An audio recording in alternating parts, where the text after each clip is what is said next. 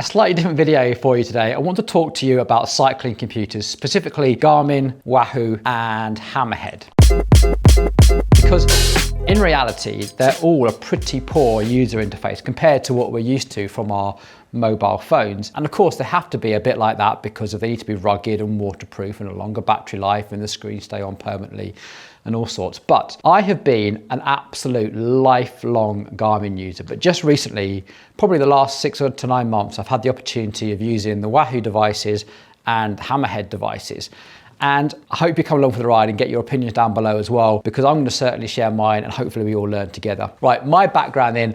I first purchased a Garmin unit back in 2000. I had to look this up, the original yellow eTrex. And I have been using the majority of the Garmin range ever since then. Forerunners for all my ultra running days, Edges, eTrex. I have grown with that user interface for the last 24 years. And as they've added features, I've been able to get a new device, work out where those new features are, work my way through it, and normally pick up a new device and very quickly get my head around it. And I've never ever put more thought into buying a cycling computer than I'm just going to get a Garmin. In fact, saying grab my Garmin has become like saying I'm going to get the Hoover. It's become like the word for cycling computers. It wasn't until recently when Wahoo actually reached out to me and was like, hey, you know, we watched your channel, like, how do you feel about reviewing one of our units for a change? Like, well, yeah, okay, let's send me one. I'm really, really keen to learn, just like you guys are. So they sent me one of these, and you might have seen it in a few videos now.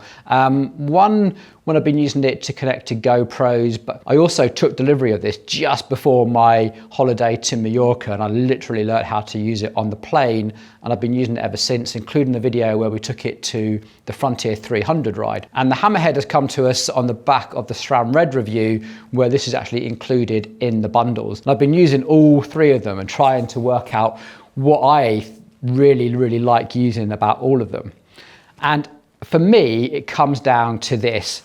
The Garmin is still very much an essential purchase if you are very scientific orientated or a cycling coach, or you want to coach yourself through fitness, because none of the other units come close for connecting to things like muscle oxygen sensors. So this is from Moxy, and if you go onto the Garmin Connect store, you'll be able to download various apps. You can actually connect almost 4 of these up to one unit. So you can have one on your leg, one on your arm, and various places around your body. It'll also connect to things like the Train Red version of the SMO2 sensors, and it will connect to the VO2 Master as well. So if you are doing any sort of work with actual oxygen, you can do that, and it will connect to the core body temperatures as well, alongside all your heart rate monitors. The only other computer that will do that is Wahoo will connect to the Moxy and the Train Red, but only give you very, very basic data. It won't connect to anything else here. So the other advantage alongside that Garmin is also connect to things like Training Peaks and Exer and a whole load of other apps that really only real fitness geeks and coaches will use. One of the things I use on there is an app called DFA Alpha 1, which looks at heart rate variability, and that somehow correlates to your zone 2 training. Loads of research out there being debated. I won't go into it, but if you're a coach, this is the sort of apps that really are important and are only really available on Garmin. But I kind of recognize that's not for everybody. It's very few of you actually own or even use these devices. And so if that isn't for you, then the user interface on these, which I've kind of grown up with, is actually horrible, to be fair. And I only realized that the user interface on that had got so bad when I was introduced to things like the Wahoo, which everyone's been telling me that the user interface is fantastic, it connects up to things really easily, and I hadn't really appreciated that until I had a chance to use one. And I have to say, this is probably the nicest unit to use. The screen is actually really readable in a whole bunch of weather conditions. Like, it can be tipping it down with rain, it can be dark, bright sunshine. The display is definitely the most usable amongst all of them. And the buttons are big, you can get to them when you're traveling at speed, you can navigate things. I really like how this navigates, so when you are navigating through twisty streets or lots of little bridleway junctions, This for me has definitely got the clearest navigation. I make fewer mistakes with my navigation using the Wahoo, that's for sure. The other thing I really appreciate with the Wahoo is when I'm in the middle of a route and I need to change my mind on something. So I might be going, oh, we're running out of time, maybe we should just shortcut this little bit. Or even, actually, it's a fantastic day, let's see if we can add on another little loop. Or my bike's broken, I need to get to a place where I can get it fixed or something. The Wahoo is the easiest to be able to browse around the map using the buttons, drop a pin where you want to get to, reroute you and get you to that destination. For that, the Wahoo definitely wins. Having said that, what I really miss about this device is not having the ability to create different profiles. So if you're like me and you own a few different bikes and all those bikes have different types of equipment on them, for instance, my mountain bike is pretty much completely manual, no power meters. I very rarely ride with a heart rate monitor on my mountain bike, and there's definitely no electronic gears. Then all of a sudden I've got redundant screens on there, whereas if I'm riding on something like my Blade, then I will have a power meter and I'll have electronic gears and all sorts of stuff on there as well. And that's where I kind of really appreciate having lots of different bike profiles that I can say, right, I'm going on an off-road ride and I want this type of data displayed, or this type of mapping. If I'm an on-road ride, then I want this type of data.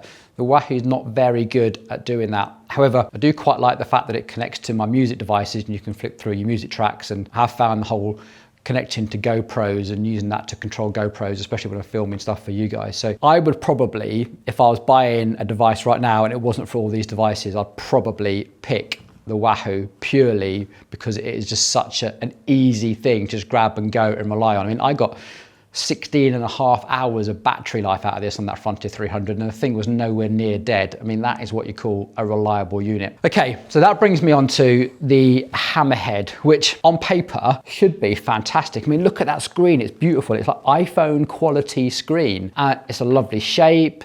You know, on paper, the battery life should be okay. In reality, I have found this incredibly frustrating to use. The screen is somewhat laggy. So if you're used to using a smartphone screen and how responsive this is, all of a sudden you come to this, you sort of not quite sure if your finger gestures have worked, so you sort of go at it again and then you've recreated the action and you've sort of flipped a screen too far.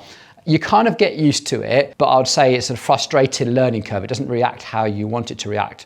And of course, then when you're in like wet weather or it's raining or you've got wet, sweaty hands, there's a function on there where you can switch to just using the buttons on the side, but then you've kind of got to remember two different user interfaces.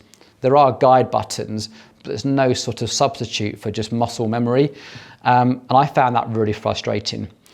The other thing I found frustrating is when you do have a route loaded up, kind of obscures quite a lot of the map. And with these two, you can actually have a separate map screen. So you just want to flip back to it and go, right, I just want to see a full screen map. To do that on the Hammerhead is actually quite difficult. You have to sort of unlock it, scroll around, dismiss other things on the screen to get into the map where you just want to see.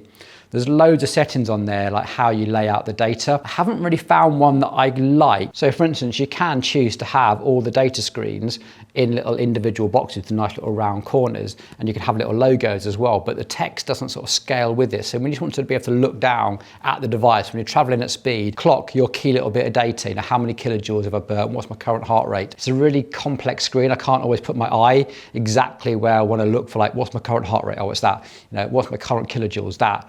It's not easy. You kind of got to search around the screen looking for it. I've not really found a data screen that I've settled on that I go, yeah, that's the clearest for me, even though there's tons and tons of options. Now, I'm not saying that the Hammerhead is a bad unit, far from it. I think if this came bundled with my SRAM Red group set, I would very quickly learn that user interface and I'd probably find something, and it wouldn't be so bad that I would definitely rush out and buy another unit. It's perfectly usable. All I'm saying is if you're coming from one of these, you've got a learning curve there that you probably wouldn't expect to overcome. Once you've overcome it, I think it's absolutely fine. But what I am saying, that if you were deciding between one of these three things, this is probably how I'd break it down.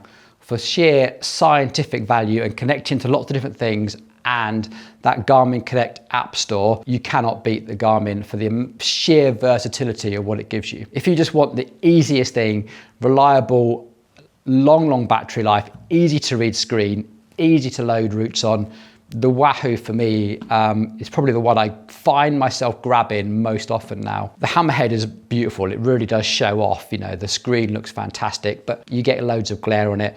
I probably wouldn't buy this, but also I don't hate it enough to sell it and get one of these in its place. Whew, I hope that was somewhat insightful for you guys. I feel better for getting it off my chest. And as always, I really want to hear your opinions. Do you own these units? Do your thoughts mirror my own here? Or have you got something completely different? Have you really found a killer feature on this that you think I might have overlooked? And if you like this sort of content, we've got a few more bits and pieces like this planned. I'd love to tell you guys more about that, particularly about how this device and this device, I feel, are probably going to revolutionize the electronic wearable industry, because probably more useful than a power meter or a heart rate monitor. So if you'd like me to see me make that video, again, get your comments down below. Until next time, take it easy.